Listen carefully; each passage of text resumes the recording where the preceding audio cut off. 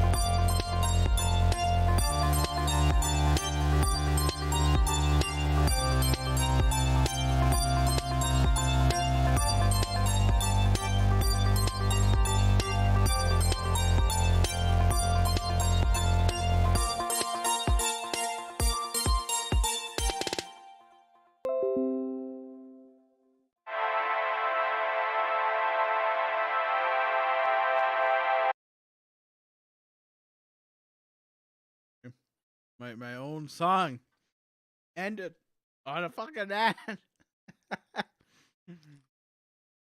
I was eating. I decided to start this while I was eating. Hello, anyone in the void that is listening to me rambling as I die inside.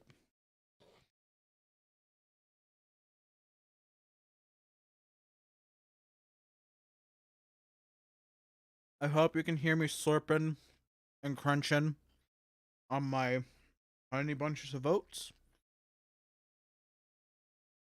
I'm having a good time over here. Pretty good time. Mm-hmm. Let me find a video real quick. So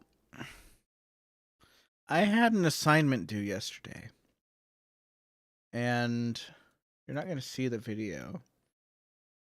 But I just want you to hear, like, something that I was forced to put into my project because someone sent me a presentation portion that was edited together, and oh my god, it's terrible. Just listen to it. And for our group project 3 for data analytics, we did it over Python. I had the slide functions, and I was going to explain the functions that are shown throughout Python. The first one is positional. This lets you understand with the help of an example. The second is a keyword argument. This gives the value through variables, so positioning will not matter. And the third argument is the default argument. Yeah, he doesn't know what he's talking about. His entire slide is just copied from one website. It's all he has. And I really am just hoping the professor realizes this guy stands out for multiple reasons. He has less comprehension of the material than anyone else in the group. His proof of completing certain tasks looks worse than anyone else's in the group. And his closing thoughts on this course are weirdly tacked on at the end because he wasn't in the Zoom call with the rest of the group. And I hope the professor looks at these things and says, ah, that is evidence. That is evidence that this person was not participating. Because I just don't want to fucking fail this class or get a fucking D in this class. Because I'm like on the edge. I'm on the edge.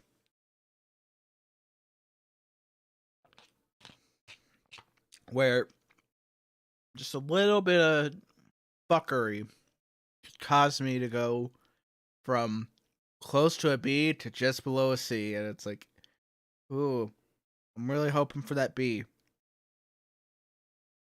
I'm shooting for it. I'm gonna do as good as I can on my final. But who knows? Who knows how this is gonna end? Anyways, Wheel of Time. Wheel of Time. Those are some good books, man. Did you know that someone made like a shitty TV show about Wheel of Time? Yeah. That's crazy. Like, they took the story of Wheel of Time, took the characters from Wheel of Time, they took a lot of elements from Wheel of Time, and then they forgot what made the story great. They forgot what made the story great. And I don't want to get into it right now. But I want to.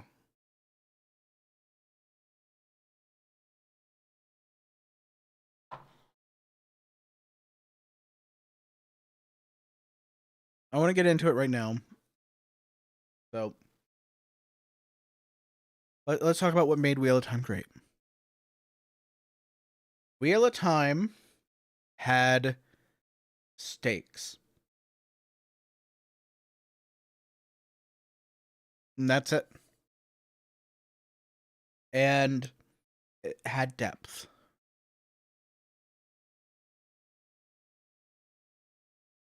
Rand al'Thor failing, succumbing to the Dark Lord, either by joining him or being killed by him, would cause devastation throughout the world.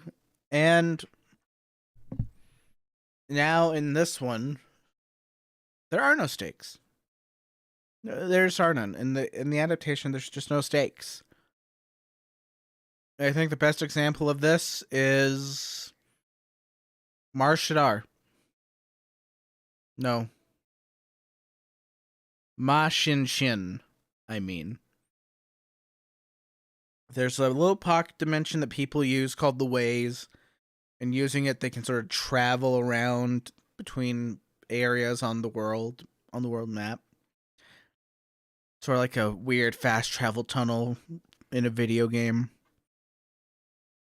And in the Ways, there's this malignant entity called Marshadar. I mean, Ma Shin Shin. They're so close. They're so close to my head. Marshadar's from Shadar Logoth. Marshadar's like the tentacle-y things that they did in episode 2.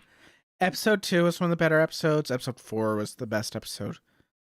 And the tragedy of it all is they couldn't even write a television show based on the Wheel of Time that was better than the first Sonic the Hedgehog movie. I just watched that the other day. Go watch Sonic the Hedgehog if you have Amazon Prime and it's still available on Prime. That movie is ridiculously good for what it is. And I watched it and I was like, wow. I was blown away. Better than the Star Wars sequels. Better than a lot of recent Marvel movies. Better than a lot of stuff I've seen lately. And I just felt embarrassed. Because I'm over here watching the stupid Blue Brother movie. And I'm like, this is a movie made for kids. And I'm more entertained by this than anything I've seen in forever. Like, the opening of the Sonic the Hedgehog movie. I felt so bad for him. I wanted to give him a hug. I was like, no, he's all alone. He needs a friend. I was like, wow, this movie is making me feel really bad for him right off the bat. That's really good. And then everything just sort of goes on from there. It's like, I want to see him succeed. And he does. And I don't care if it's filled with all the common tropes. The tropes can be fun if they're in a good movie. And I did watch Brandon Sanderson's video on the Sonic script afterwards, and I do agree with him. I do feel like there was a deleted scene probably in the film where Tom, the human donut lord, goes around and he's helping the people of his town, you know? I get that feeling. I get that vibe. Other than that, I don't really know what to say. I don't want to spoil Sonic too much. But I am going to spoil Wheel of Time, the show, and probably the books as well. Yeah, so I'm... How many minutes in?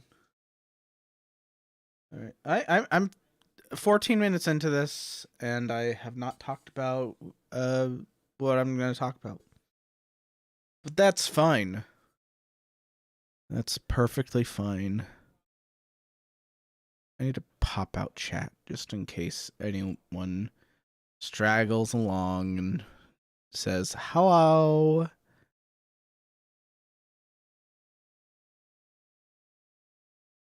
Anyways, Wheel of Time. The adaptation is just bad. It was really bad. And we're getting news about season 2. What's the big news we get about season 2? Well, they have casts. They have a cast for new characters, and that's good. I mean, they have their actors and actresses all sorted out, hopefully. They are also, the other big news is that they're gonna have more focus on diverse relationships. And here's the thing. I don't care what kind of relationship you have with the people in your lives. If they're your friend, if there's something more, that's none of my business. But this is the Wheel of Time. And I want to see the Wheel of Time story about the characters I saw in the Wheel of Time. And, you know, if you want to spend a little bit of time focusing on a side character, that's fine. But I'm just sitting here looking at the thoughts, and I'm like, I haven't heard what Rafe said, but I'm just sitting here thinking about it. And I'm looking at things I've seen lately. I'm looking at things that I saw in the Wheel of Time, and I'm just closing my eyes, and I can imagine this show is just going to waste a lot of time on romantic side tangents that it doesn't have as much as that was important in the books for some characters. It's not a book, and books are already written. The series is finished. This isn't Game of Thrones. Okay? You don't have to have people just naked randomly. You know, like in episode 6, where they're just randomly in the bathtub having a secret conversation. This show is fucking garbage already. Okay? Like you just have to understand that. This show is fucking garbage. There's no stakes in it. There's no depth to anything. It's just bland. It's bland in the same way Halo is bland. It's bland in the same way current Marvel shit is bland. It's bland in the same way Book of Boba Fett is bland. It's just shit. Advertisement. Do you want to invest in Bitcoin? No, Brave. I don't want to invest in Bitcoin right now. I want to shout about how shitty Wheel of Time is. The books are great. I highly recommend them. Audiobooks, they're really good. But the show is just not good. I don't know how else to say it. We've got news about season 2, and I'm going to dive into it. I've already said my piece on Wheel of Time, and I can say that the show shit 100 more times if you want me to.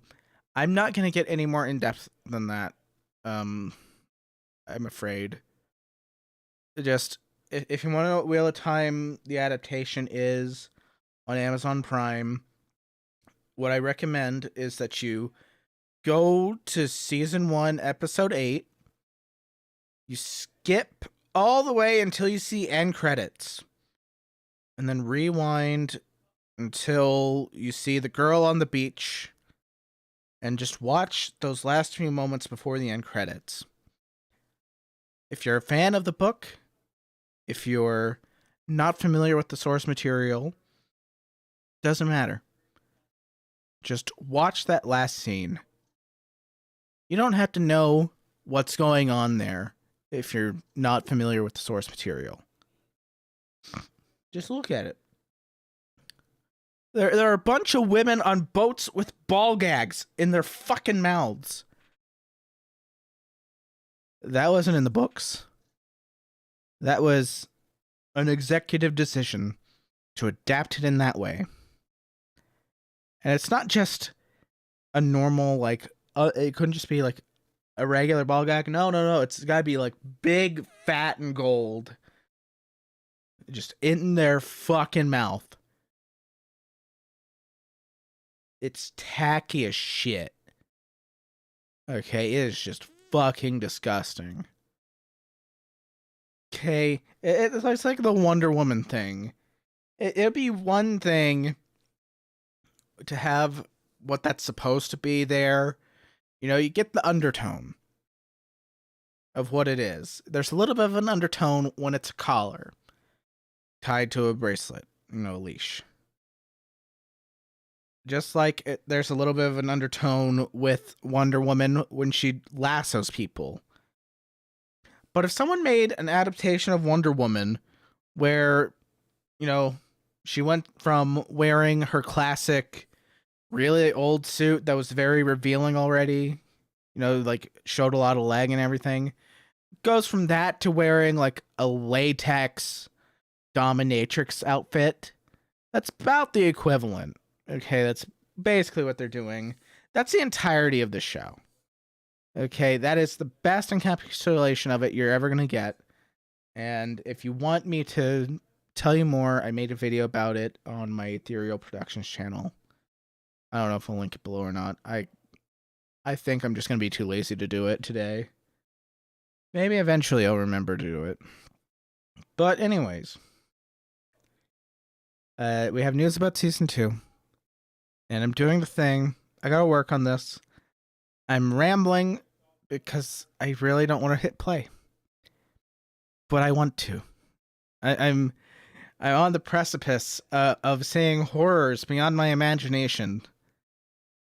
And all I have to do is hit the button that says K. Oh. Never mind. Hey everyone, as you may know already, I'm Rafe Judkins. I'm the showrunner of the Wheel of Time TV series on Amazon Prime. I know it seems like we say this every year at this point, but we are so sad that we can't be at JordanCon with you. The wheel weaves, the world intervenes, and we're actually still shooting season 2 of Wheel of Time here in Morocco. I'm on set right now, and there's actually a pretty iconic fight scene from the books being rehearsed right around that corner. So I wonder what fight scene that is. Because based on the set they're kind of in, I could see it being one from book 4. I could see it being one from book 4. I could also see it being one of 2 from book 2. It's just the outdoor setting. I don't know. It's a shame. He's over here. They've got all these people working really hard to make this show. And honestly, yeah, I just I have fears personally as someone that wants to do some artistic works that I am going to drop the ball.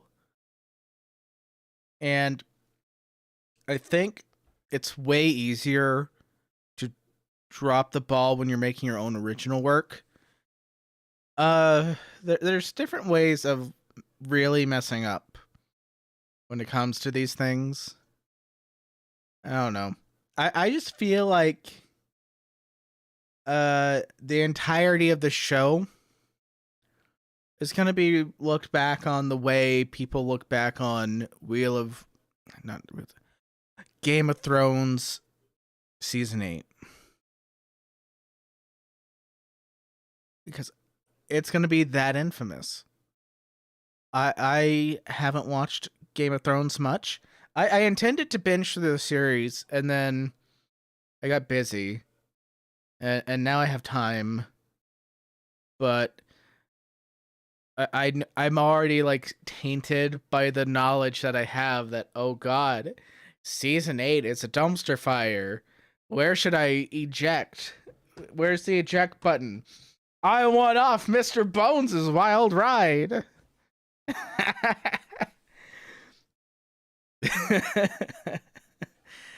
But yeah, I think this series, Wheel of Time adaptation, is gonna be looked back upon similarly to Game of Thrones season 8. It's gonna be infamous for all the wrong reasons, and that's partially why I dread hearing about it more, because the news I have now, I'm already predicting exactly what I'm gonna see. They don't really care about the show they're making. Like, they care enough to work for it, but it's like the writing The writing of the show is like the worst part. The writing is just the worst part of this show. Because everything looks pretty, the actors do great, but then their scripts are shit.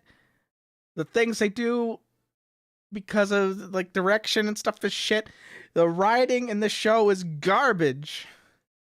I'll probably just say it's shit over and over again because I watched the show twice just to really understand it.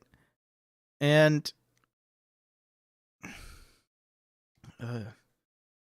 I don't need to understand it anymore. It's just shit.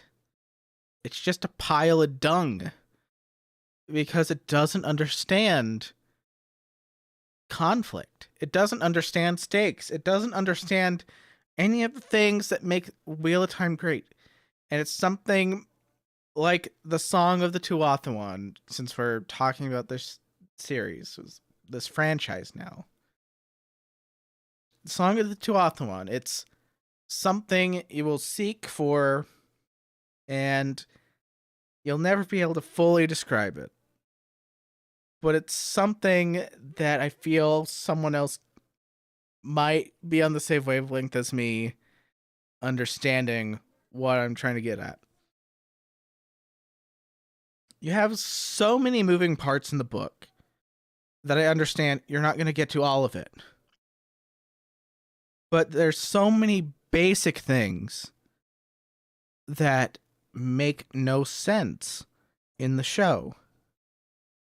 Look at the fucking scene where Perrin and Egwene are with the traveling people and they get seen by the White Cloaks a second time in the show. And compare that to the thing that happens in the books. In the show, Valda's an evil person. He just wants them because he saw them twice. Ooh, that's evil. In the books, Children of the Light are scared of wolves. Perrin is with like a mentor figure, and they split up with Egwene and Perrin going one way, Mentor going the other. The White Cloaks find Perrin and Egwene, and they say, Perrin, you gotta put that axe down. And he's like, no, I'm not putting this axe down. I'm gonna bash your head in with it if you don't leave me the fuck alone. And then he has like an internal thing where he's like, you know what? If it came down to it, I would kill Egwene rather than letting her suffer at the hands of the White Cloaks. That's what I would do. And then after he has this like internal struggle and everything,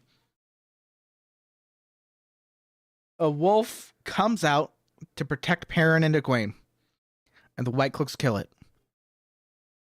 Perrin is overcome by rage and kills 2 White Cloaks. That's why they're taken into custody. And they're rescued with like a giant fucking stealth mission that's pretty epic and badass, okay? But in the show, they free themselves, and it's so great. They did it. Yeah, they did it. This entire show is like a children's thing. It's like they just turned it into every fucking shit movie that's come out lately. Sonic the Hedgehog is fucking better than this show. Come on. You can't write a show based off of one of the greatest fantasy series of all time that's better than Sonic the fucking Hedgehog. What was the other movie I watched? I watched To Live and Die in LA. That movie is filled to the brim with the most cliched bullshit. It was better than The Wheel of Time because it was so much fun. I had fun watching it. Wheel of Time was just boring watching it. I know the books drag on sometimes. I know they get a little boring, but I can pause the book and come back to another day and I can get further into it. And there's always something new around every corner. I'm on book 10 right now. I fucking love this series of books. I don't know how you mess up the first three this bad. It's like it's so scrambled at this point. Any news on season 2 scares me, really. Uh, I don't know. I'm rambling to the void because I don't want to hear him talk about season 2 because he's gonna talk about all the great things. Rafe's gonna talk about all the great things he wants to do for season 2, and I'm just sitting here thinking, I saw season 1. It was garbage. Let me go back to Live and Die in LA. To Live and Die in LA has this whole thing. Okay, it's the most cliched mess, but it's fun. You got you got the stupid cop who's like, yeah, I'm a tough cop that lives on the edge, and I don't play by the rules. And then his partner is like, yeah, I'm 3 days away from retirement, but there's one last case I want to crack open. Oh no, he was 3 days away from retirement, and he died. and then they catch one of the bad guy been captured, thrown in jail, and his buddies are gonna bust him out. But then he's double-crossed by his boss. They try to have him killed, but he's loyal to his cause, and he's loyal to the life of crime he lives, and it's so cliche. It's so much fun. There's this whole car chase scene, and it's great. They get to the bottom of what's going on. They're like, all right, there are these guys, and these guys come down, and it's the same guy every time. He's little Chinese guy. He's wears his business suit, and yeah, you can spot him from a mile away. It's like, okay. Oh god, that reminds me. The movie To Live and Die in LA starts with a whole scene when they're on the rooftop. And there's a terrorist that goes along Akbar before lining up like a suicide vest. Oh, it's like one of those things. I know you couldn't get away with that now. Oh, it's terrible. But I had so much fun with this movie. The Chinese guy turns out to be an FBI agent that they got killed. The FBI killed their own agent and then went on a wild goose chase for the undercover secret agents that kidnapped him. It's great. It's so much fun. It's hilarious. It's so stupid too, but I love it. It's like there's so much stupid stuff that happens in Wheel of Time that's great too. Like Couladin in book 4 and 5. Yeah, it happens in book 5. There's it's 15 books long. Forgive me if I forget the exact place things happen. But there's like a guy in book 4. His name's Couladin. Shadow Rising. Okay, this guy named Couladin is denied entry into the Aiel Vision Quest area, but Rand is allowed to go in there. And Rand is like, oh, the Aiel were once the Tuathawan, meaning that their ancestors were pacifist. And so Rand gets 2 dragons on his body, one for each arm instead of the typical one. So he appears before everyone to reveal that he is the Kara Karn. He is he who comes with the dawn. And Couladin is like, no, look at this. I got the dragons too. I'm the Kara Karn. And Rand is like, oh yeah, well, did you know that your ancestors were pacifists? He's like, no. Can you believe this retard Dude, he just said our ancestors were pacifists. Guys, why aren't you laughing at him? He just said the dumbest shit I've ever heard. Our ancestors, pacifists.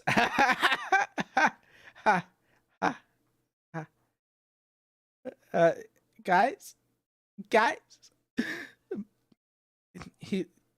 why aren't you laughing at him? Why aren't you kicking him out? Kill him or something for insulting our culture. Guys.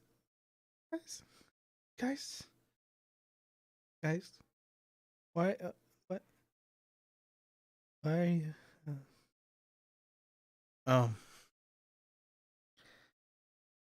That he's telling the truth. That's fucked up. I don't believe you. You're all lying to me. Couladin's so funny. I love Couladin.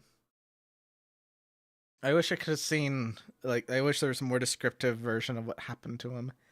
That's an adaptational choice. That would be great. You see Couladin and Matt fighting, instead of just being told that it happened off camera.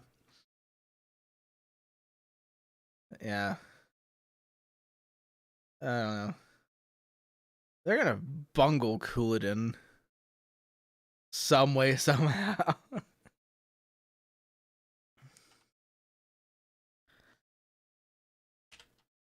Oh.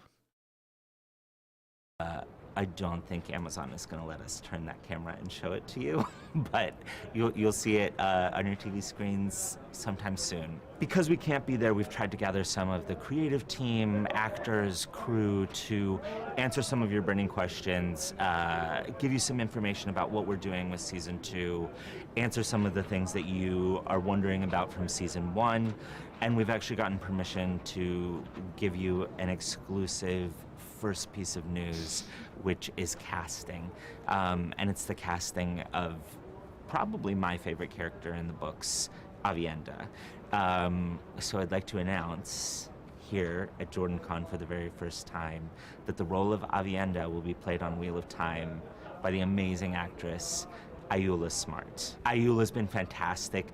She is a part of the fight scene that's happening right around the corner right now. So it feels very fitting to be announcing her in this place where we're seeing her months of hard work learning how to use spears, how to do flips, how to pull up a veil and convey a death glare with her eyes, all come into play. And this woman is going to make you very, very excited to see more of the world of the Aiel. So, Ayoola, welcome to Wheel of Time. Everyone, start Googling her now. No. Nope. I'm gonna say it again. I'll probably repeat myself a lot. If season 2, episode 1 is not a 10 out of 10, I'm not gonna watch the rest of the show. If she's not in episode 1, I'm not gonna see her performance. I'm not gonna give a fuck about her performance. And it's not her fault. It's yours. Because I watched season 1. Okay, I saw what you did in season 1. It was terrible. It's terrible. It's garbage. Matt got healed by Moraine of the Dagger's curse just instantly. You went to Tar Valon instead of Caemlyn like they did in the books, and you didn't have multiple Aes Sedai healing Matt. You didn't even just show us what happened to the dagger. Padon Vane just has it at the end. Oh yeah, they also gaslit everyone. They gaslit me. Because I just thought I was so bored watching episode 1, I missed that very impactful moment where Rand and his father talk. But I was wrong. They just deleted it from episode 1 so that they could show the flashback in episode 7. It's terrible. It's garbage. That makes the whole mystery that season 1 is based on. Who's the dragon reborn? Oh, it could be anyone. perhaps even a woman. It makes everything about season 1 so contrived. It's so bad. Did you know that GOG just released the Wheel of Time game onto their platform? I want to go to GOG and get that game. I'm going to play that game for fun. I'm going to enjoy that game. My chat window disappeared. Oh, I hope no one... I have people that come in sometimes. I don't want to ignore them. But I also know that I'm talking into a void most of the time. So, yeah, GOG has the old Wheel of Time game, and they got everything better than Rafe did. Like, how did you do it this badly?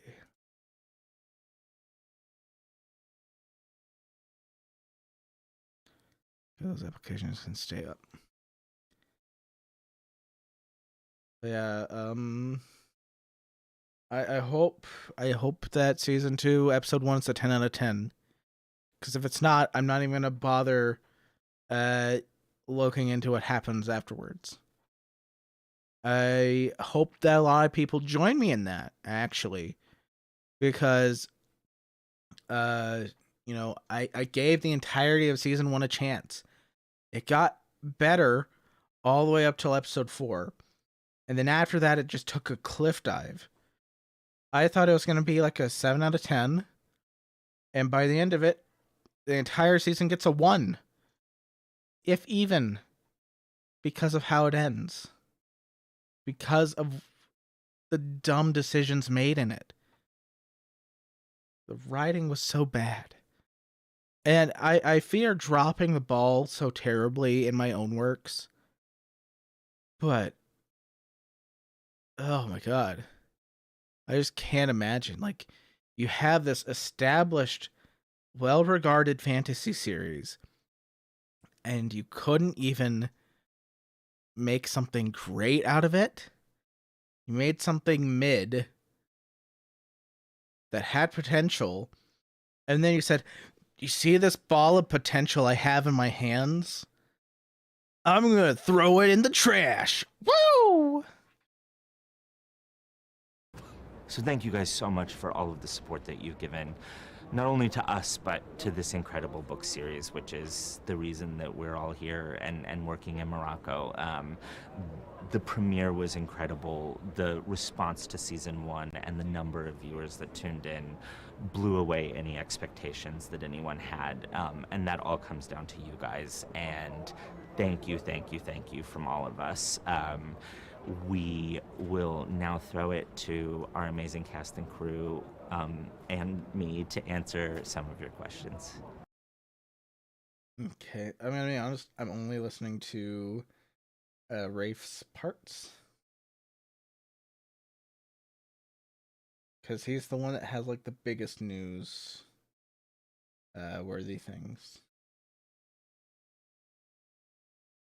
Are there any plans to include other LGBTQIA+ relationships in the show? Then going to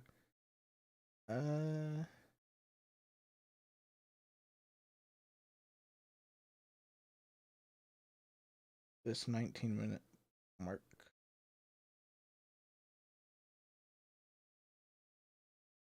In this part 2. Yeah, I'm gonna be going towards the end. I got a little bit to cover. It's just Rafe's parts.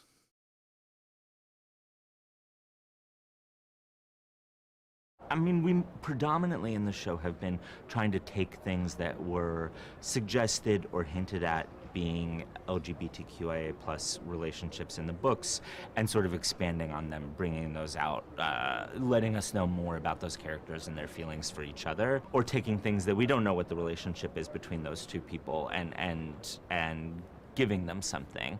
And I think that's what we'll continue to do with the show the whole way through the series, is you will see us lean into those places that are already so present in the books and then try to find room to tell more of the emotional history of some of those characters. And a lot of times that will include their relationships with people, be they of the same gender, a different one, or ungendered. Well, I hope that you allocate enough time to the actual story and don't get bogged down with the minutia. Whatever relationships the characters have, fine. I just want to see like the actual story. But I don't know. I also saw season 1, so maybe I don't want to see the actual story. Polyamorous relationships. On the approach to polyamorous relationships is the same as our approach to any other relationships on the show. We're trying to take what's there in the books, try to give you more insight into the emotional interior of all those characters and understand what they feel and why they do the things that they do. And so, you know. No, that's like going to be the problem. Like, he's talking about this, and I'm just thinking, okay, so we're going to go more in depth into the relationships and emotions of different characters than was in the book. This long series of books you're trying to adapt here. I know there's a lot of people that are going to be giving season 2 a really good chance, but I have a high bar for what chance I'm giving it. 10 out of 10 first episode, or I just don't care. You know, it's got to be a really good first episode of the second season. And if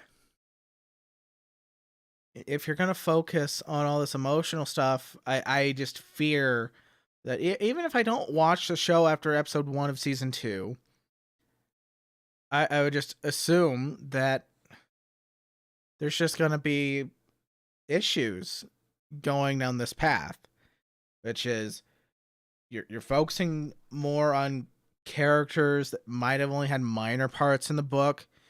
You're creating your own original story within the framework of the Wheel of Time.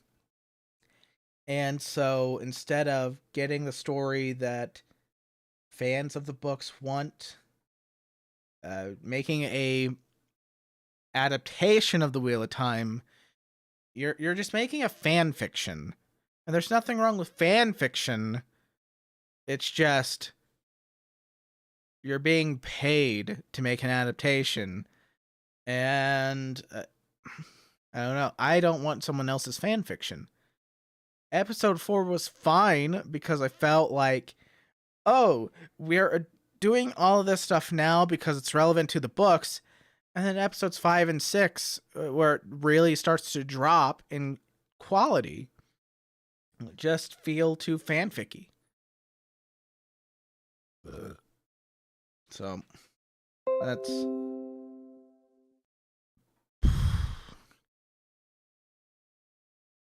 that's just how it is. It's like the whole thing with Moiraine using the oath rod in episode 6. Why was that there? It's such a conditional oath.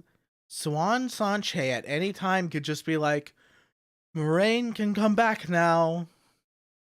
Why do you need the oath rod? Was it so that the lesbian couple could hold the white rod while white stuff shot out of it? That's what I got out of it. That's the subtext I read into it. And that's based on other things I saw, you know, like the San-Shan in episode 8 wearing full-on fucking fetish ball gags in their mouths. Yeah, I have a feeling. Oh, that's what it was about. The lesbians are holding a rod, and white stuff's coming out of it. Class act right there. Class act. Huh. You see a lot more actually in season 2 of one of those relationships, the Alana, Maxim, and Ivan relationship. I don't care about their relationship. It's like I don't care. I don't care. Jesus. Hang on.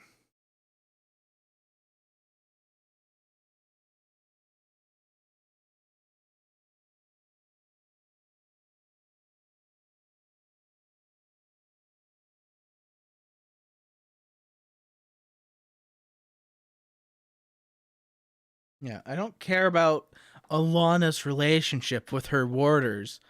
Okay? Alana's a bitch. Okay? She's a bitch. I'm just saying that personally. Fuck Alana. She's a piece of shit. Okay? She redeems herself a little bit. Okay? She redeems herself a little bit later on. But you know what she did. You know what she fucking did. Okay? She didn't even ask permission. She just said, Rand, you're my warder now. It's like, wow, what a terrible person. What a terrible person. And you know what? It's like she was terrible for doing that. It made me trust the Aes Sedai less. And you know, it made me so mad in the books when she did that. It's like now she does redeem herself a little bit, but at this point, okay, I know what she's gonna do to Rand, and she hasn't had her redeeming arc yet.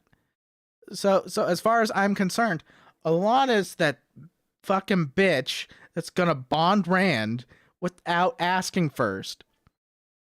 She'll have some redemption later, but that's how it goes.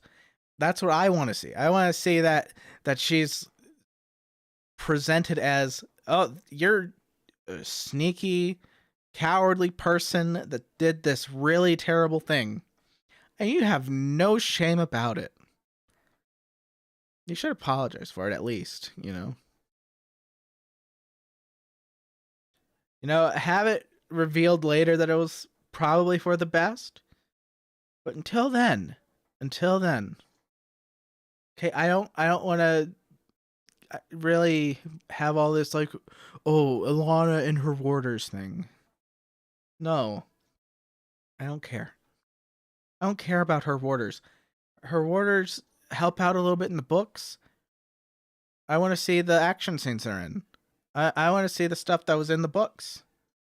I don't want to see, oh, they're in a deep, loving relationship. Ooh, I don't care about that stuff as much. Because it wasn't as heavy of a focus in the books. And it's just fan fiction at that point. I don't want fan fiction. I want an adaptation of this really great story. We get to delve into more of that and understand a little bit more how those 3 parts fit together, and how there's not just one relationship happening there, there's 3 relationships.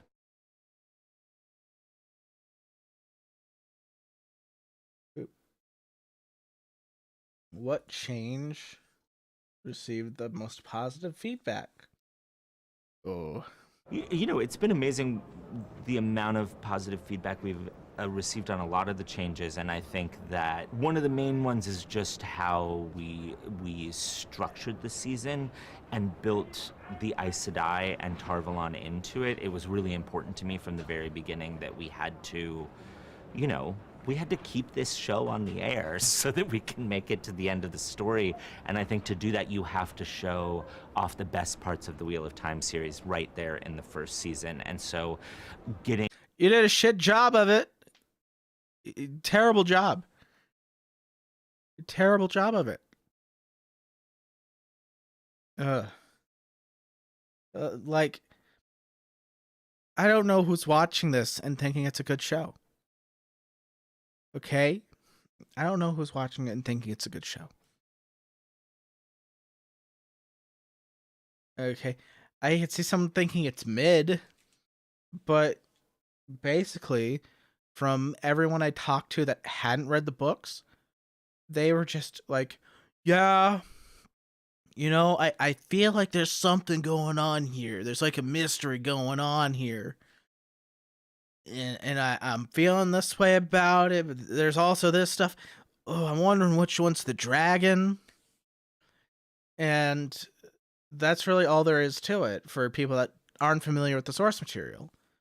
Once they know who the dragon is, this first season really loses rewatchability. And it's just a contrived mystery anyways. It's a very pathetic mystery that can be solved really quickly if you explained Saidin and Saidar in the show and didn't just have this whole thing where it's like, ugh, men and their arrogance tried to fight the Dark Lord and they failed. So the women of the Aes Sedai were left to pick up the pieces. 57 seconds into the show, I should have dropped it. But now here I am. I'm committed to at least watching a 9th episode. Okay, because you know what? Maybe there's a chance. Maybe there's a chance it gets good. Maybe season 1 was just the, oh god, we gotta Marvel movie it up. Woo! We're gonna have all the Game of Thrones things. We're gonna have naked people in the bathtub talking to each other about a secret thing. And yeah, that makes sense. And we're gonna just randomly show this person naked because, oh, it's not an intense scene. Yeah, that bad guy saw them twice and now he wants to kidnap them. It's a shitty show. It's a shitty show. Okay, you can go watch my full nice criticisms on Ethereal Productions. I will leave a link below. Yeah, I stopped being nice at episode 4. Towards the end of episode 4. Where they're like, nature doesn't want you to have this power, Logain Eblar. Oh my god, that was the most retarded shit. Men who dare channel. Are you fucking kidding me, Rafe? Men who dare channel. Did you not like look back at the book and then look at your show and say, oh yeah, men don't choose to have the power to channel. I shouldn't treat it as if it's some unnatural thing. No, you didn't. It's a mess. Shut up, Bray. Getting Rosamund into it, getting Moiraine into it, getting the Aes Sedai into it, that was essential to the success of the show and why it's been such a big hit. So I think that's been really success of the show. And wait a second. He said Oathrod. And so getting Rosamund into it, getting Moiraine into it, getting the Aes Sedai into it, that was essential to the success of the show and why it's been such a big hit. So I think that's been really, really huge to us. And I think one of the maybe emotional changes that we made that has received a ton of positive response has been the Siuan-Moiraine relationship, and seeing that brought more to the forefront. You know, it does the same thing we're always trying to do, which is just deepen those characters, understand their emotions, understand why they're doing the things they do, so that people want to follow along with them the way they do when they read the books. Wow. You want people to follow along with them the way they do when they read the books? It sounds like you should have adapted the books instead of writing fucking fan fiction. Maybe then you'd have an even more popular show. Maybe then people wouldn't have strong, harsh, negative criticisms of you and your stupid show.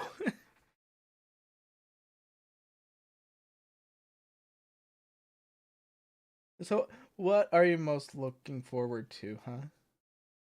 In season 2, what is he most looking forward to?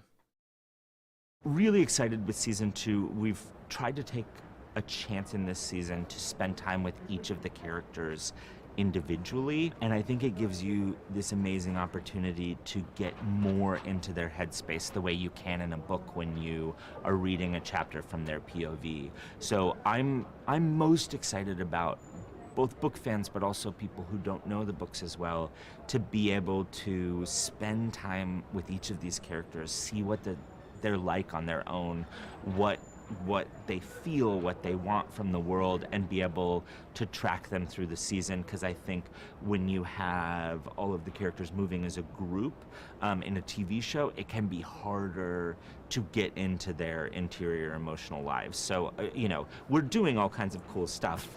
Don't get me wrong in season 2, but that's the thing that I'm most excited about is for people.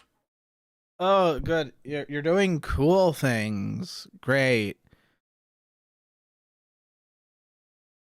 Like the cool things in season 1. Oh my god. Oh. Perrin turned into the wolf man. You know, I would believe you that you're actually doing a cool thing. If I'd gotten my top secret agent escape sequence, they're sneaking around this giant camp. Moraine, Lan, and Nynaeve know where Perrin and Egwene are. They're sneaking and they're snooping around. They're like, there they are. We're gonna break them out silent like. There's like all this tension, all this atmosphere. And then you have, no, I should die because I killed Layla. Do you remember Layla? The woman that was my wife, and she was a blacksmith, and I killed her? I remember Layla, and I'm so sad, but I loved someone more than her. And that's why I'm not super devastated. Like an actual man that committed wife homicide would feel. It just isn't real. But no, Perrin, you have the rest of your life to realize that it wasn't your fault. Ah, da, da. I didn't mean to do that. Their interior emotional lives. So, we're doing all kinds of cool stuff. Don't get me wrong in season 2, but that's the thing that I'm most excited about is for people to just get to know them better and get to see what they really want and how they're progressing. Because when you get to the end of season 2, some of those characters feel almost unrecognizable to who they were at the start of season 1.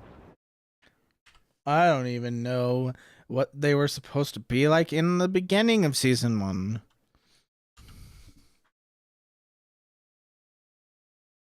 Five words or less. We are going to Falm. Lame. Very lame. But yeah, there have been articles about this interview video.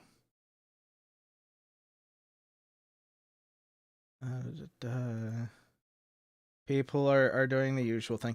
I don't really care. They're like, they race swapped her. I don't care. Okay. I just don't care about it.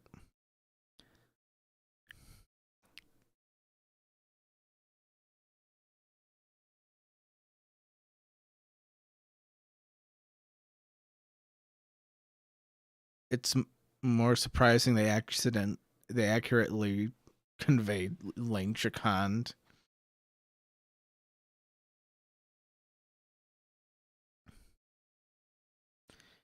Oh, okay.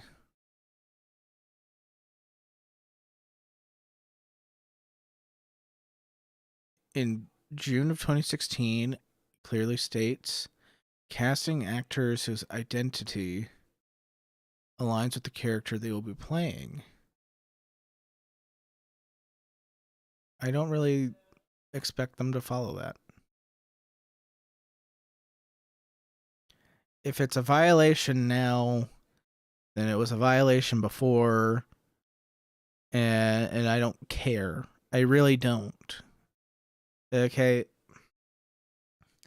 The acting choice, like obviously they'll have to dye her hair red, and that'll be the thing. That would be the thing. They'll have to spend precious moments of dialogue and filming time within the show to say, yes, she's Aiel because she has red hair, and Aiel have red hair.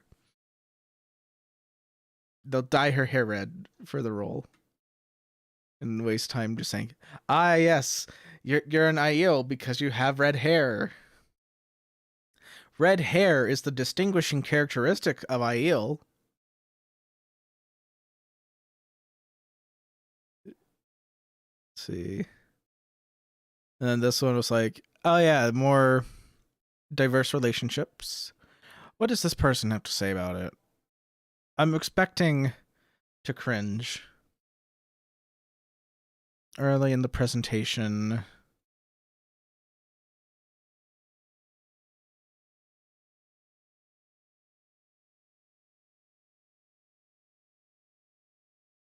Alana's relationship was never stated or explored in the books, and is clearly one of the cases that Judkins is referring to when he claims to introduce more diverse relationships that weren't mentioned in the books. In fact, in the books, her warders are Ivan and Owen. Owen is killed by the Children of the Light and is revealed by Alana while in a discussion with Perrin and Fael in The Shadow Rising.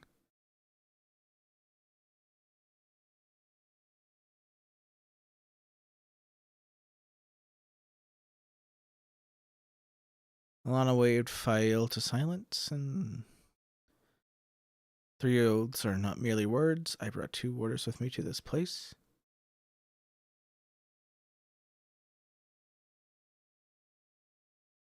Greens were the only Aja that can bond more than a single warder apiece. A few he had heard, even 3 or 4. The children got Owen crossing an open field. Okay, he's quoting the books. As the video concluded, he also revealed what he's most looking forward to fans experiencing in Season 2.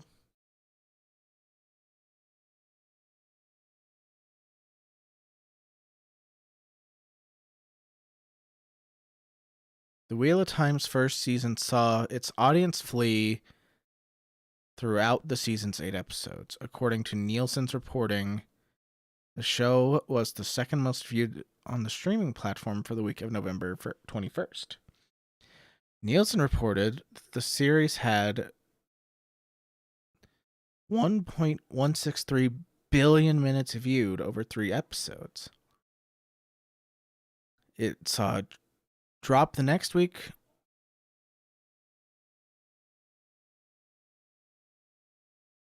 down to the 6th with 663 million. 7th episode had 467 million minutes. And the 8th episode spiked a little bit.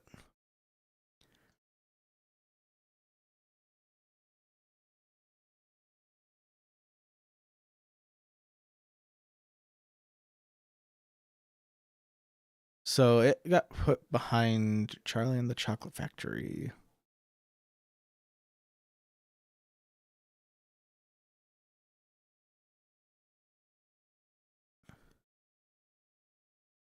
So he didn't really say anything. He just says, given the falling ratings throughout the show's first season, it's more than likely the show's ratings for season 2 will continue to decline, especially as Judkins has indicated.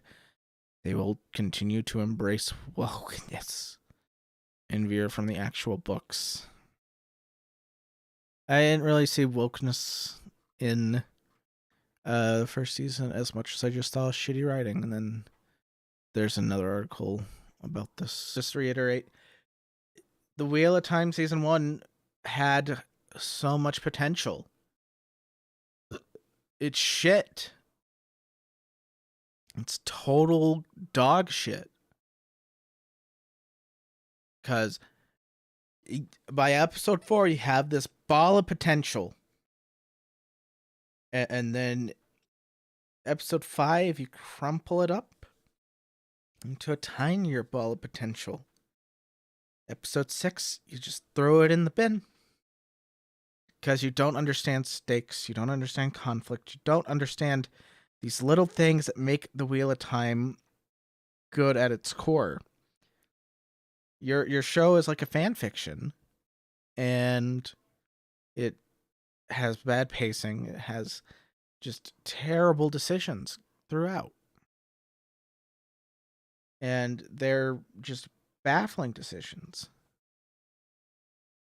I think one of the ones I noticed, and I mentioned this in my video, is they split up at Shadar Logoth when there's no Trollocs chasing them, there's no Bail Doman, and yeah, they're just outside Shadar Logoth.